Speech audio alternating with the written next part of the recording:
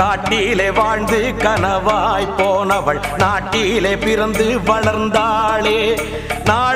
நாளாகி வேளையும் வந்ததும் நங்கையும் புறப்பட்டு சென்றாளே. வீட்டுக்குள் விரதம் கொண்டு கிடந்தவள் பீறு கொண்டெழுந்து நின்றாளே. வீணப்பயல்களின் ஆணவம் போக்கி வெற்றி கொடி கட்டச் சென்றாளே. அக்கிரமம் செஞ்ச அந்த பயல்களை நிக்கிரகம் பண்ண வந்தாளே. ஆதிபராசக்தி போலிங்கே வந்திவ நீதிய காத்து ஜெயிப்பாளோ. கருமாறி திரிசூலி வெக்காளி மாகாளி அத்தனை தெய்வமும் இவள்தானோ.